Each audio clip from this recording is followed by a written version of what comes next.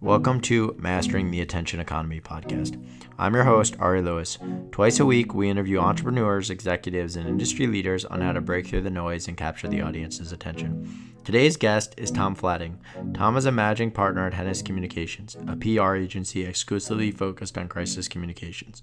Previously, Thom was the managing editor of the Cleveland Plain Dealer and Detroit Free Press. So, Thom, thanks so much for joining today. Really appreciate it. I wanted to have you on. I think it's an interesting time with coronavirus and sort of, you're an expert on crisis communication.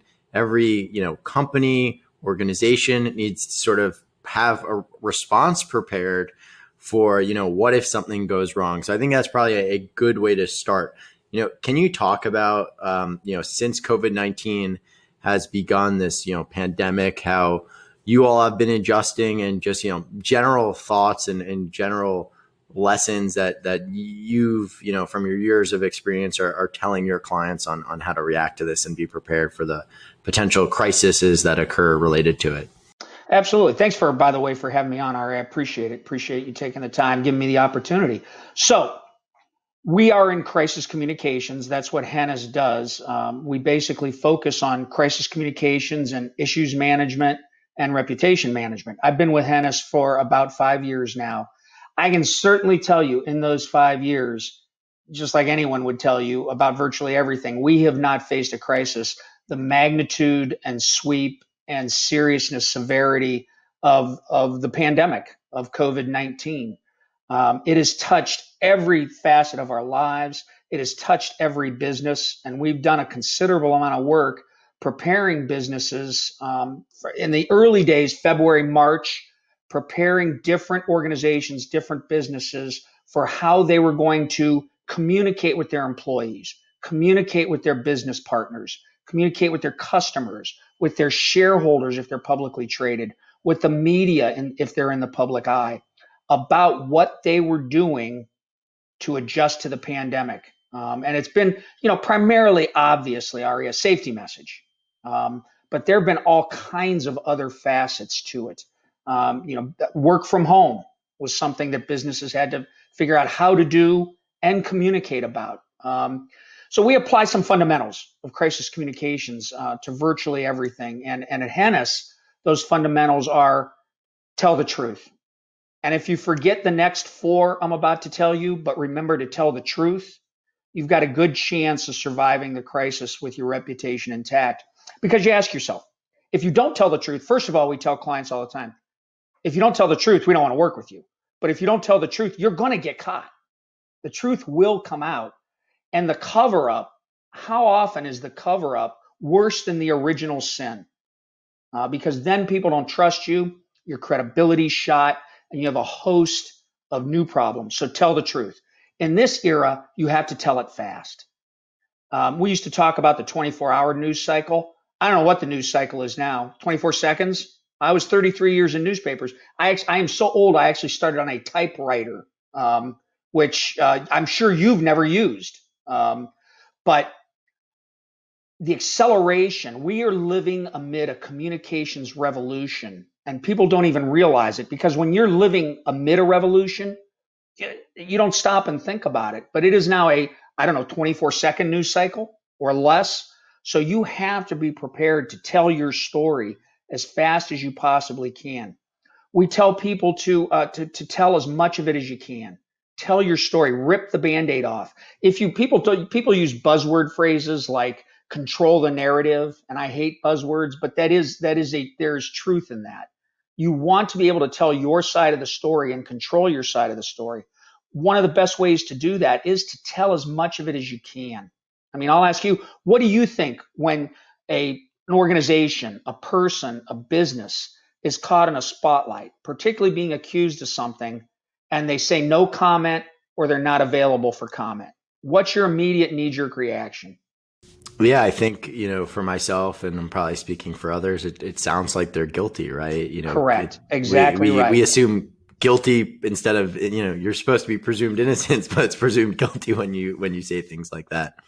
Guilty, right? Because if you weren't, you'd be talking about it, right? You'd have something to tell. So So even if you can't, and if you're in the early stages of a crisis, you may not know what happened yet. You may not know how you're going to fix it, but there are always better things you can say than no comment, like, we know we have a problem here. We don't know what that problem is, but we're bringing in an independent investigator and we're going to get to the bottom of it. And when we find out what happened, we're going to tell you that too. And we're going to do our best to fix it. You haven't really said a lot, but it's a lot better than no comment. So tell the truth, tell it fast, tell it all.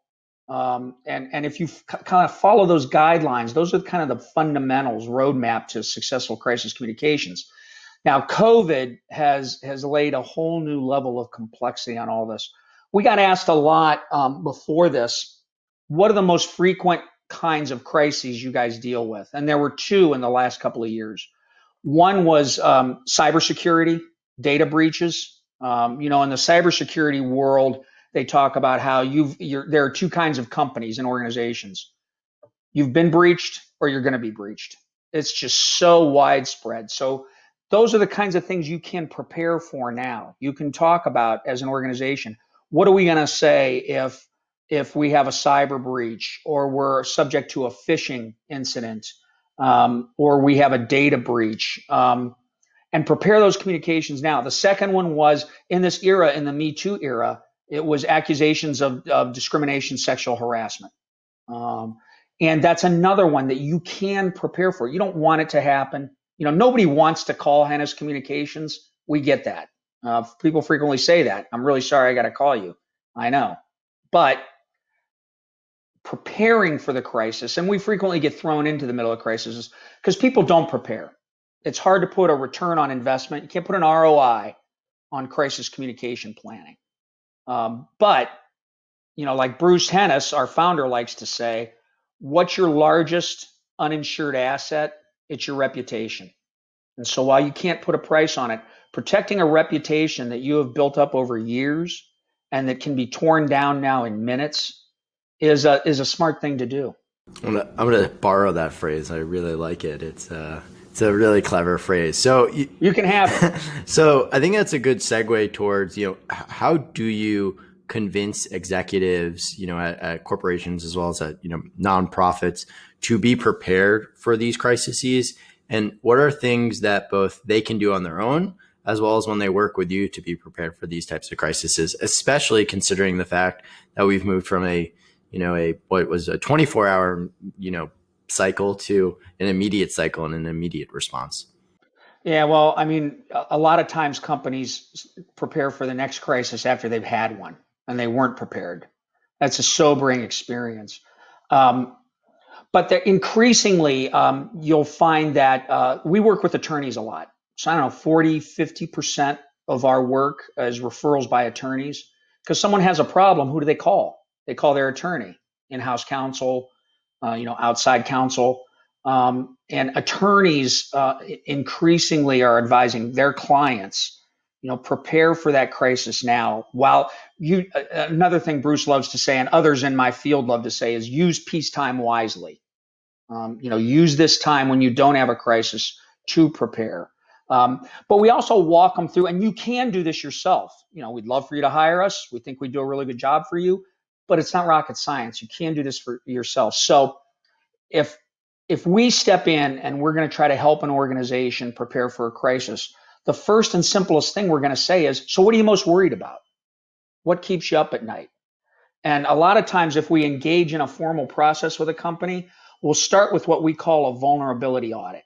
And it is an audit, and it's a way to, we try to get as many people from the leadership team and from as many different areas as we can in one room. And then we just go around the room and we say, what keeps you up at night? What are you worried about? And a lot of times it's what you expect. Natural disaster, data breach, people will bring up a lot. An accusation of discrimination or harassment. But there are also having that leadership team in the room. First of all, you get buy-in from the people who may be thinking, I'm a really busy person, and now you're going to take a couple hours of my time with this guy talking about a crisis that may never happen. So it helps sensitize people to that. But many times CEOs, CFOs, are exposed to worries that their department heads have that they never even think about. For example, one company we worked with, they were in the labeling and packaging business. And one of their executives said, you know what I worry about? I worry about, because our packages are built to last, they use our product and then they put something illegal in our package, or they put something that's not approved for our package. It's not even our stuff, and it blows up and it causes a disaster. And our names on the box, our names on the label, and we didn't do anything. And everybody in the room kind of stopped and went, man, I never thought about that. And we planned for that crisis. So we do the vulnerability audit, and we normally will get, depending on how active the group is and what the business or organization is involved in, we might get 50, 60 ideas. Well, you can't prepare for 50 crises. It's unrealistic. So we go around the room, we say, okay, of those 50, what are the most likely? You might stay up at night because you think a meteor is going to hit. I guess a meteor could hit, but it's not likely enough to really plan for. So we grade them. What are the most likely? And we'll grab, and we'll put, 1, 2, 3. We take the ones, the most likely, and we say, okay, so if that happened, if that's likely, and if it happens, which of the likelies will do the most damage to your reputation? Which of the likelies will hurt your business the most? And we give them an A, B, C. And then we take the 1As and we actually write. Now, it's not perfect because every crisis is a little different, but it gets you way ahead of the game. And so for those 1A crises, those are the things that are realistic, that could happen to your business. And if they happen, they're going to do serious damage. And we plan what the company can say. And we write the messages ahead of time. And we write the social media posts ahead of time. And then they're approved.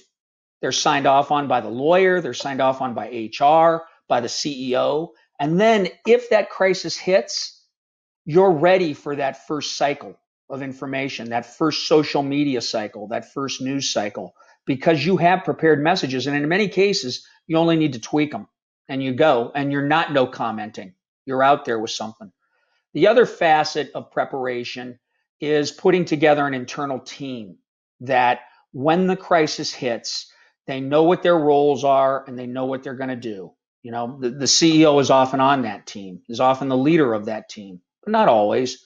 But it's certainly communications is going to be part of that team if you have your own communications people.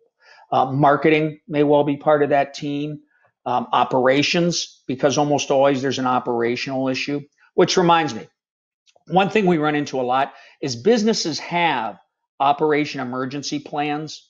It's really, really risky not to. So they know what they're going to do if the lights go out. I was working at the Detroit Free Press. This is going back a ways, but I was working at the Detroit Free Press during the great blackout of the Northeast in 2001. And we had to put out a newspaper with no power. But we had planned for that crisis, and we had lined up printing plants that would agree to print our paper that were geographically close enough where they were still active, but we could get the paper back to Detroit. So those are the kind of operational plans you have to have. So people have an operational emergency plan, but then they don't have a companion communications plan, because when the emergency hits, the people that care about you, again, your employees, your customers, your business partners, they're going to want to know what you're doing about it. What are you going to say about it? And that's what they're not prepared for. And I get it. During a crisis, you're trying to get the paper out with no power. You're trying to deal with the crisis. But you have to remember that what you say about it is the first thing people are going to know about how you reacted and how you dealt with it. So I would argue, selfishly, that communications are a key part of any operational emergency plan. And that's the crisis communications plan we help people prepare for. That's a great answer. And one of the things that I think you touched on multiple times there that I resonated with me, that has been a recurring theme, is, you talked about getting buy-in from executives, but you also talked on social media, and I've heard from multiple people, right, that the CEO doesn't necessarily buy into, a lot of companies or a lot of people in social think there should be a head of social, and they talk about buy-in.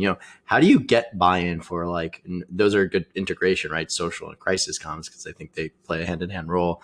of getting buy-in on things that, to your point, you can't measure ROI. How do you convince the executives that, hey, you have to pay attention to this and you have to take 2 hours out of your busy day today to go and prepare for this? Because there might not be an ROI, but it could also mean the difference between you having a job tomorrow and you not having a job tomorrow. So social media is a good example of that, right? Because it's relatively new. I think it's, in true mass popularity, 15 years, maybe 20 years. I mean, I got on Twitter and I was relatively early. That was 2007, so that was 13 years ago. But for a long time, social media was ignored by organizations because the executives weren't on it. They hadn't grown up with it. Your generation grew up with it. You are the digital generation and you understand, but they hadn't. And yeah, it is a place where people, people read about the Kardashians and talk about what they had for lunch, but it is a lot more than that. It is the place now where reputations are most often attacked first, where reputations are made and lost, oftentimes frighteningly in a matter of minutes. And it has bled so much that it's almost impossible to separate media and social media now.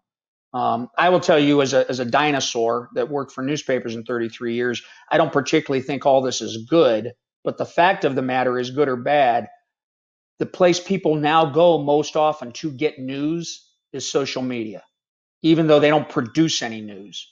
But that's where the news outlets put it. That's where people talk about it. So what happens when you hear something extraordinary happen and you want to find out right away? You go to Twitter. What happens when you see something and you want to tell people about it? You go to Facebook. What happens now if you want to boycott a company? If you're an activist and you think somebody did something wrong and you want to really hurt them and you want to stage a boycott, where do those start? They start on social media. So ignore it at your own peril. And I get that, organizations are strapped for people, they're strapped for money. And now COVID hit and people are out of work and people have less money than ever because they've had to buy PPE and they've had to money they never expected to spend. But it's money well invested to, at least within your organization, know what people are saying about you on social media and have a plan for what you're going to do if you're attacked on social media. Yeah, that makes a lot of sense. And I definitely get that sort of the buy-in from executives who didn't grow up with it. That is something that I never thought of it that way, but to your point, it is very logical, sort of conclusion, and the way to get buy-in at that level is explain to them in sort of today's terms why it's important. So as we begin to wrap up, the question that I always ask folks is, what is that one lesson or that one thing that, if you were starting your career over in crisis comms, that you would change differently that you've learned now? Yeah, well, for me, it's only been 5 years. So I don't know exactly what I would change. I mean, one of the things I learned was one of the most valuable things was that I think I was attractive in this field because I was so deeply enmeshed in media. I was a managing editor. I ran large newsrooms. I should understand how the media works, and that's still very attractive to people who are caught in the public eye. But the other thing that gave me was that meant I oversaw 300 or 400 people. And so I dealt with most of the crises that our clients now deal with. I went through labor strikes. I negotiated union contracts. I dealt with harassment issues within my newsrooms. So I did a lot of that. And I think if I could start over 5 years ago, it took me a couple of years to realize that I can apply.